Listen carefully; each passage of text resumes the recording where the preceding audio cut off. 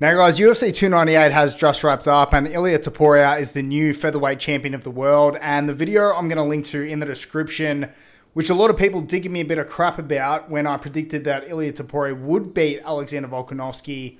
You know, I did cop a lot of flack for that video and I sort of understood where a lot of people were coming from, and I'm not going to delve into that too much within this video, but we're just going to sort of discuss the fight and what happened today at the event. So obviously leading into this event, my thoughts were obviously that Ilia Topuria, being the young and hungry guy with great boxing, you know, up and comer, was going to be able to finish Alexander Volkanovski. And a lot of people said that, you know, you're dreaming if you think Alexander Volkanovski is going to lose to Ilia Topuria when you look at his resume compared to his. And I sort of understood where everyone was coming from within that regard. And within the fight, you know, obviously the first round, Alexander Volkanovski looked to be, you know, the better martial artist. You know, you could see within the way two guys fight, you know, whoever wins the fight, it doesn't really matter. I look at who's the better martial artist overall. And even though I thought that Alexander Volkanovski was the better martial artist, there's a reason he lost that fight. And it has everything to do with his age, and it has nothing to do with how skilled he is as a person. Because you could see within this contest, Alexander Volkanovski, you know, he was the more knowledgeable martial artist. He was the more knowledgeable person within this contest. You know, he was throwing more strikes and he was being more tactical than what Ilia Topuria was. But it became very clear, even within the first round for me, the physicality of Topuria was very present within this fight. You know, Alexander Volkanovski was on the back foot quite a bit. And when Ilia did hit him, you know, Alexander Volkanovski did look a little bit chinny. So for something that was quite shocking to a lot of people, it wasn't necessarily shocking to me personally. Now, I don't want to come at this as, oh, you know, I train martial arts, so I know more than you. You know, that's not it's not the case. You know what I mean? Like, I've trained martial arts for quite a while, and you sort of see the guys as they get older. It is a lot harder to deal with the younger guys. You know, they just have more energy.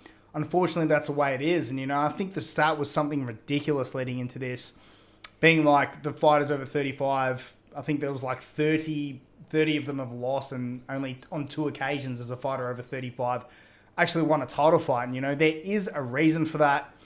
And it's very similar to why we're seeing guys like Tony Ferguson fall off the map. So I'm not necessarily shocked. When I look at the featherweight division now, I don't really know, you know, what's next for Alexander Volkanovski, or where he's going to go from here, because I see a similar decline to what we've seen for Tony Ferguson. You know, it's a similar path to that. If Alexander Volkanovski, you know, keeps going on this path, obviously he wants a rematch. It's just a brutal sport, man. I don't know what else to say to you. It's just a brutal sport, very unforgiving. Ilia Topuria is the new champion, you know, and the guy is very good. You know, he's a very good fighter, but I don't necessarily think that he's going to have the reign that Volkanovski did. You know, there's a lot of new blood coming through, and I touched on this last time. You know, we've got guys like Dustin Poirier, even Justin Gaethje and Max Holloway getting up there now. Whereas, you know, there's going to be a lot of new blood coming through, and these guys are just going to slowly fade away into oblivion. And that just shows you the reality of mixed martial arts, right? That just goes to show you the reality of the sport that we all love. There's no steeper decline than what there is in the world of mixed martial arts. And in my opinion, we've seen that tonight for Alexander Volkanovski. You know, I love the guy. I didn't go into this fight wanting Alexander Volkanovski to lose. You know, when I make a video, it's not necessarily what I want to happen. You know, I'm an Australian and I love Alexander Volkanovski, and I went to the event in Perth when he faced off against Islam Makhachev, and that was an absolutely fantastic contest.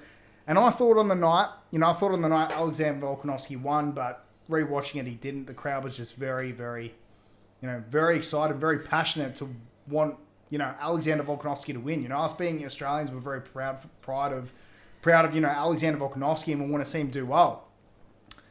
And that didn't change for me. And I was sort of hoping leading into this contest that everyone that was sort of giving me crap on that video, which you can check out in the description, was wrong. You know, I was hoping that I was wrong. I was hoping that Alexander Volkanovski was going to get the win against Topuria, but I just didn't think it was going to happen. So I didn't want to put out a video that wasn't, you know, authentic and just writing Alexander Volkanovski's, you know, just because, you know, I'm Australian. I didn't think he was going to win. And I wasn't necessarily surprised to how it plays out, but it does lead to an important question of, you know, what's sort of next for him? You know, what's next for Volkanovski leading after UFC 298? I don't think he's going to get a rematch, not an immediate rematch, not after a second round KO. Just who he's gonna face from here, you know? If I was him, you'd really need to do some soul searching, right? I mean, you don't want to retire after a loss like that. But when you look at other fighters, especially most recently, Tony Ferguson, and in the past we had fighters like BJ Penn, it's probably better if he does go out like that. Rather than fighting, taking more fights and having another loss and looking like a lesser version of himself, a lesser version of what the Alexander Volkanovski that we know he can be. So I think he should retire. Do I think he'll retire? No, I don't think he will.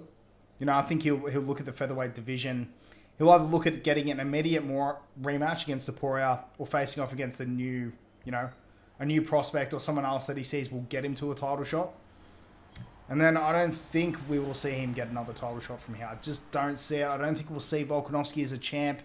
It's a brutal sport, guys. I don't know what to tell you. It's just the game. And Topuria, who knows what's going to be next for him. The featherweight division has opened up a lot for the likes of Max Holloway. And the reason I think that Max Holloway has a better chance of, reaching the title again than someone like Alexander Volkanovski is that Max Holloway is more of a veteran in the UFC. But, he's not as aged, and he hasn't been chinned hard. He hasn't been brutally knocked out the way Alexander Volkanovski has. And that's why I'm very nervous, guys. I'm very nervous for the fight between Max Holloway versus Justin Gaethje. And it's why I stand by my call that I think this is a terrible decision for Max Holloway's career. Especially after we've just seen Alexander Volkanovski lose his title. If Max Holloway goes out there and gets brutally knocked out against Justin Gaethje, that's probably it for him as well, guys. Brutal fight. What did you guys think of UFC 298? There's a lot of content to be made, and I don't know if I'm going to get through it all, to be honest. There's a lot of things I want to make, a lot of things I want to touch on about UFC 298. Up until, the very last minute, I thought it was a pretty good fight between Alex and Ilia Topuria.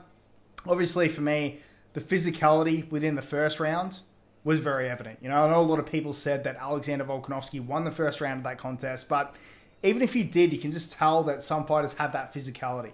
They have that physicality and they're putting the pressure on their opponents. And I could see early within that first round that he wasn't dealing with the physicality very well. So even though he might have won that first round, leading into the second, I was incredibly nervous. But that's it for me right now, guys. I'm going to try and pump out another couple of videos. I don't know how I'm going to go, to be honest, because I've got a lot of things to do. But let me know your thoughts on the main event. And I appreciate everyone being good sports. I've had a lot of, funny conversations with you guys in the comments on my last video. But take care, everyone. Catch you later.